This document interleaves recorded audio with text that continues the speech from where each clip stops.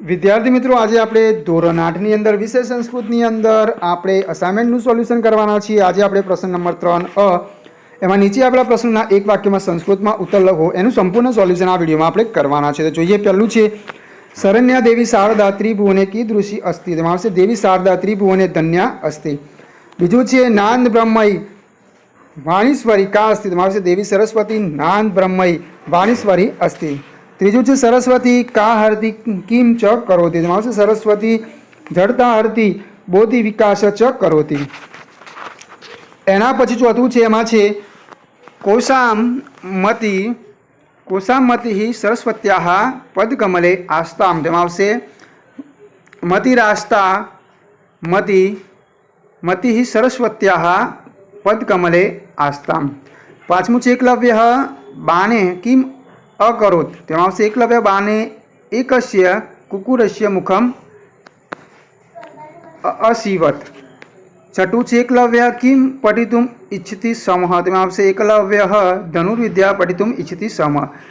કુકુર કિમર્થમ અભસ્યત, કુકુર તાન દૃષ્ટવા અભસ્યત। એના પછી છે આઠમું વયમ કીદૃશી કાયમ વિંદામ, તેમાં આવશે વયમ વજ્ર સદૃશી કાયમ વિંદામ। એના પછી નવમું છે વયમ સદા કાન અનુગચ્છામ, તેમાં આવશે વયમ સદા ગુરુન અનુગચ્છામ। દસમું છે બાલાહ કમ અર્ચિતુમ ઈચ્છન્તિ, તેમાં આવશે બાલાહ વિઘ્ન વિનાશક પૂજાચિતુમ ઈચ્છન્તિ। બાલા કશ્યા સેવા સત્કારે તત્પરાહ સંતિ, તેમાં આવશે બાલાહ ભારત માતુ સેવા સત્કારે તત્પરાહ સંતિ। 12મું છે શિલા કિમ પશ્યતિ, તેમાં આવશે શિલા અજંતા ગૃહાયા ભગવત બુદ્ધસ્ય સુંદરમ શિલ્પમ ચતુર્મુખસ્ય હરિણસ્ય મનોહર ચિત્રમ અન્યાની બહૂન સુંદરાણી ચિત્રાણી ચ પશ્યતિ। 13મું છે શિક્ષણે પ્રવાસ્ય કિમ સ્થાનમ અસ્તિ, તો પ્રવાસે શિક્ષણસ્ય વન અસ્તિ। ચોથું છે સવિતા શિક્ષકાય કિમ કથયતિ, તો સવિતા શિક્ષકાય કથયતિ અહમ શિલાયા માતા વદામી પ્રવાસે મમ પુત્રી અસ્તિ અહમ તયા શ વાર્તાલાપ કુતુમ ઇચ્છામિ। જા માતા સદા કિમ અપેક્ષતે, તો જા માતા સદા પૂજામ અપેક્ષતે। એના પછી છે 16મું માતા કિમ વરયતે, તો માતા વિતમ વરયતે। સુરેશ કતિ કદલી ફલાની ક્રીનાતિ, તેની અંદર આવશે સુરેશ ત્રિશત કદલી ફલાની ક્રીનાતિ। એના પછી છે રમેશ કતિ નાગ ફલાની ક્રીનાતિ, તો રમેશ દ્રાદશ નાગ ફલાની ક્રીનાતિ।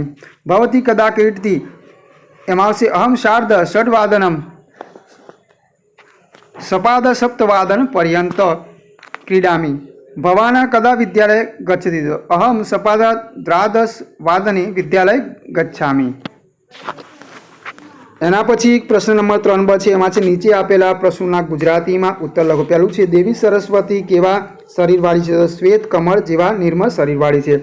બીજું છે સરસ્વતી દેવી શાનો વિકાસ કરે છે, તો દેવી સરસ્વતી બુદ્ધિનો વિકાસ કરે છે। ત્રીજું છે એકલવ્ય કોણ હતો, તો એકલવ્ય એક છોકરો હતો। ચોથું છે એકલવ્ય દ્રોણાચાર્યના શિષ્ય થવા શું કર્યું, તો એકલવ્ય દ્રોણાચાર્યના શિષ્ય થવા આચાર્ય દ્રોણની મૂર્તિ બનાવી। પાંચમું છે દ્રોણ ગુરુ કોની સાથે તે વનમાં આવ્યા, તો દ્રોણ ગુરુ પાંડવ અને કૌરવો સાથે વનમાં આવ્યા।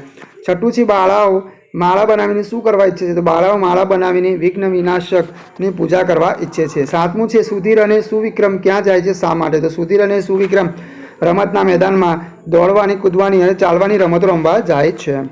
આઠમું છે શિલા ક્યાંના પ્રવાસે ગઈ છે, તો શિલા અજંતા ઇલોડાના પ્રવાસે ગઈ છે। નવમો છે પ્રવાસ શેનો એક ભાગ છે, તો પ્રવાસ શિક્ષણનો એક ભાગ છે। 10મું છે શિલા અજંતાનો પ્રવાસ પૂરો કરીને કયા સ્થળે જશે, તો શિલા અજંતાનો પ્રવાસ પૂરો કરીને ઘૃણેશ્વર ત્ર્યંબકેશ્વર અને નાસિક જશે। એના પછી 11મું છે ગધેડા કોના વિવાહમાં ગીત ગાય છે, તો ગધેડા ઊંટના વિવાહ પ્રસંગોમાં ગીત ગાય છે। 12મું છે માણસે કઈ રીતે પ્રસિદ્ધ થવું જોઈએ, તો માણસે ગળો ફોડીને પોતાના વસ્ત્રો ફાડી નાખી ગધેડા પર સવારી કરવી ગમે તે પ્રકારે પ્રસિદ્ધ થવું જોઈએ। વૈદ્ય ડૉક્ટર અને યમ વચ્ચે શો ભેદ છે, તેમાં આવશે કવિ કહે છે કે વૈદ્ય યમરાજનો સગોપાય છે, છતાં એક યમ લોકોના પ્રાણોને જ હરે છે, જ્યારે બીજો વેદ